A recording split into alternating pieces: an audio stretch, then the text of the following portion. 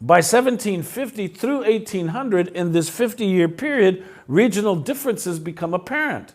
And Americans must recognize this. And this is why, with regards to the immigrant experience, Americans are oblivious to the rich cultural heritages that are already here. It's imperative that everyone learn to appreciate the rich cultural strains that became identified as Tejano, Manito, Chihuahuense, Sonorense, and Californio. Now, when we take a look at all of these rich cultural strains, now Tejano culture developed in Texas because it was characterized and became characterized by small and medium-sized ranchos operating as family enterprises. That's Tejanos. The Manito culture, Manito means little brother. The Manito culture developed in New Mexico. This is an area that witnessed more class stratifications and distinct Spanish and Native communities as a result of the Pueblo Revolt of 1680. All of these peoples were participating in nascent market activity that was tied to Chihuahua and to central Mexico, hence why it's called New Mexico. Now, Sonoran culture forms the basis of Arizona and Sonora's existence today, and it is heavily influenced by Oatam practices, or the native practices, because of extreme aridity, and there's tremendous mining heritage. And then there's California culture, and everybody's familiar with California culture. It became characterized by these large-scale properties, while small landholdings were almost absent. So the mission system in California thrived along these huge estates, and life in California wasn't as hard as in other areas. Now, depending on the area, everyone worked to make the system function. Most people were subsistence farmers. They were tool makers. They were cloth weavers. Labor was from sunrise to sunset, depending on the heat. And every day began with the celebration of the Eucharist or Mass. And then people divided into various work groups. Native peoples, for the most part, were the workers, were the laborers. They were the musicians, they were the artists, and Native peoples were loaned out to the presidios and to private enterprise. No one was seen apart or above as far as the mixed blood communities were concerned, because most of them owned simple homes of adobe, grasses, or wood poles. Furnishings were simple, and people slept on the floor with a blanket. The decorations were basically religious. And cooking. Cooking was done outside. So barbecues were always a community event. And by 4 a.m., household activities began. Food production became an important part of cultural identity. People stressed respect for elders and the obeying of civil laws. And of course, again, food. You can't imagine. Food is part of the cultural identity. When elders entered a room, people stood. People sat only after elders had positioned themselves. And these cultural practices that were developed amongst the populations, these are practices that can be identified as truly Mexican. Let's go to a film clip from a documentary that was made in 1975 on Tejano culture. Let's get an appreciation for the music so that we can get a taste for the rich heritage that was present in Texas. And one of the things about the music that's going to be identified in central Mexico as the music that's unique to the north is known as norteño.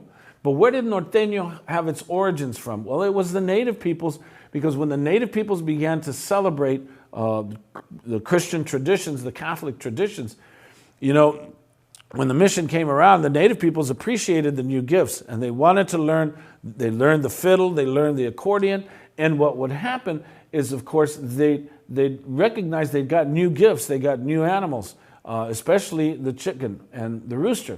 So you can imagine a rooster waking up in the morning and then you put a fiddle to it. Well, native peoples called that chicken scratch. And from this, a new, unique genre of music occurred that today it has exploded into what is known as Tejano music. Now, one of the things about America is that they will finally recognize Tejano music as a genre in the American musical tradition when this one woman named Selena in the 1990s will explode on the scene. And unfortunate, her tragic death kind of left a lull, but nonetheless, Tejano music is now an American tradition. So let's go and take a look at the origins of this experience. Suspiro por verte. Ahora que lejos yo vivo sin luz, sin amor. Al verme tan solo y triste, cual hoja al viento, quisiera llorar, quisiera morir de sentimiento.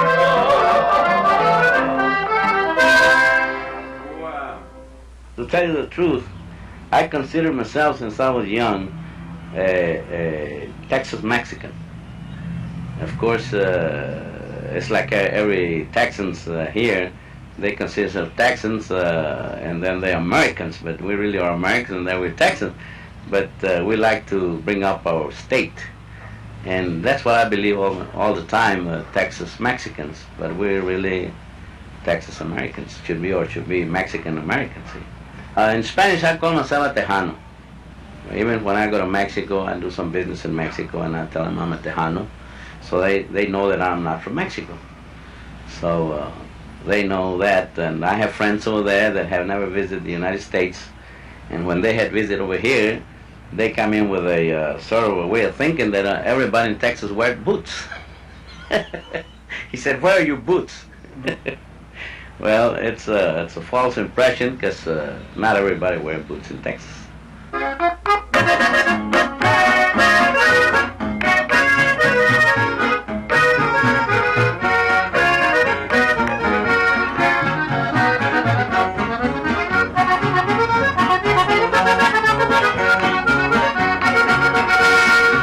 Es mi tejana la más bonita, otra como ella no he de encontrar.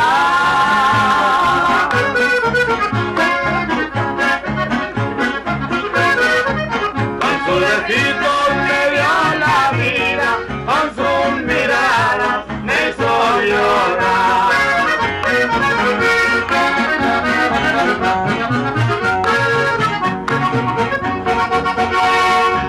Ella es mi dicha y ella es mi anhelo, que da consuelo a mi corazón.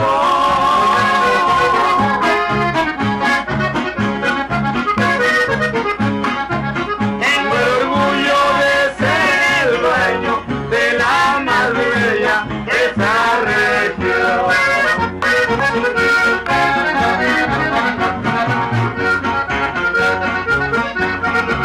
Tiene tus ojos negras pestañas y su boquita como un rubí.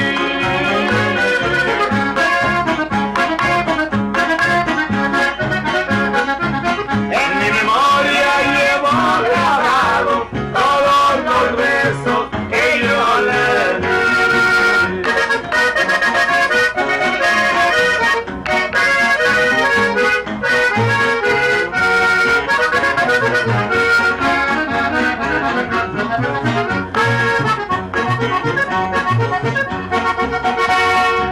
En San Antonio hay muchas flores que no se puede nunca escoger.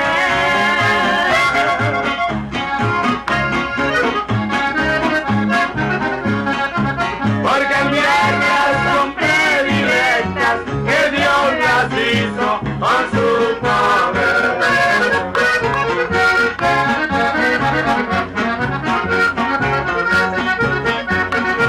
Es mi tejana sangre española, la que mis penas puede calmar.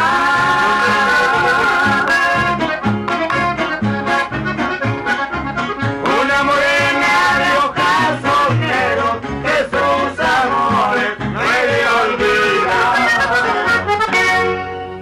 In Texas, I think we have a very wonderful state, and the one that we have all kinds of music. Like I said, we have German music, which we add some of the polkas to that traditional music. A lot of people hear the polkas the conjunto sing, and some of the boys get the idea that they compose those polkas, but really they are German polkas, which I found out here in New Braunfels when those German band plays the polkas, and they're all the same polka we play. So it's really a German polka, but we give it a little different taste.